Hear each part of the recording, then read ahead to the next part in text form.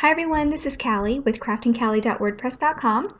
I've got something a little bit different for you today. I know you all have been a little bit bombarded with holiday cards and what other card makers have been making lately. I know I have, so I got this inspiration from a holiday card actually, but I decided to put a different spin on it and make it a birthday card, something not holiday related.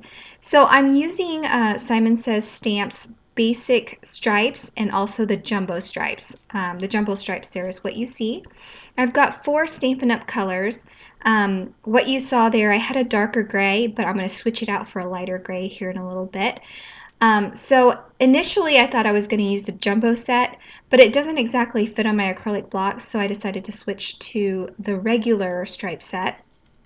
So here I have Wisteria Wonder, and so a plaid is just a basic pattern of squares in different shapes, or not shapes, but different sizes of squares.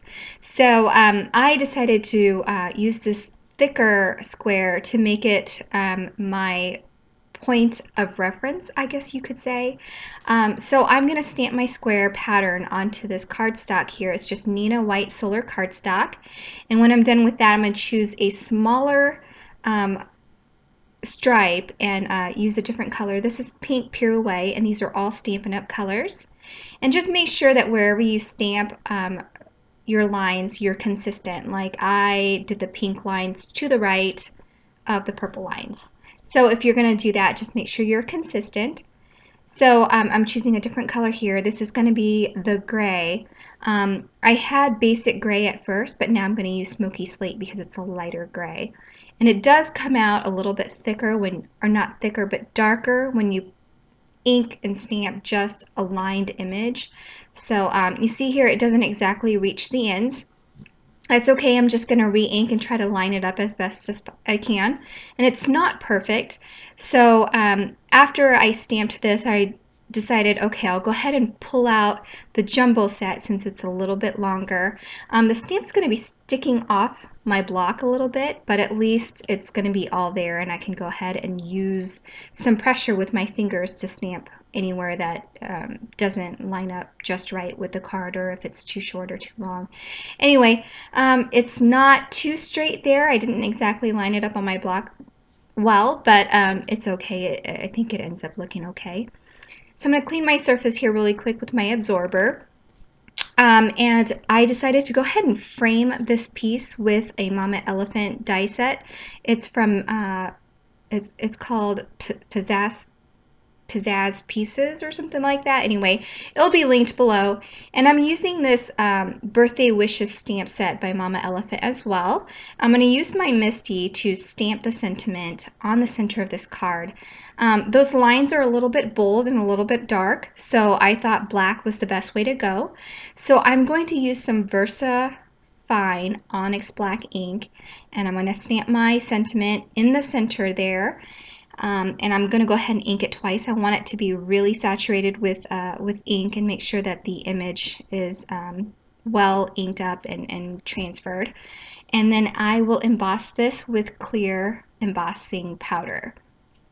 And once I heat that up and set it, it's, you know, beautiful, but I felt like something else was missing. So I went ahead and pulled out some Pretty Pink Posh Clear Droplets. This is a new product by Pretty Pink Posh, and instead of sequins, these are kind of like raised water droplets. And so it's a really cool product. They do roll around a bit, even though there is a flat end to adhere to your project. So I just wanted to show you what I did and how I struggled with putting it on. Anyway, I prepared my card base here, and I'm going to go ahead and adhere the front panel onto the card base using my ATG adhesive. So with these Pretty Pink Posh clear droplets, again, there is a flat end to it, but it does roll around, and you know, it's hard to pick up. You definitely can't use your tweezers because I tried doing that. It didn't work at all. So what I ended up doing is using a pick-me-up stick, and I'm using multimedia matte glue to adhere these dots down. The multimedia matte glue will dry clear, and or it will dry matte, but it doesn't leave any tackiness, so it's great for sentiments.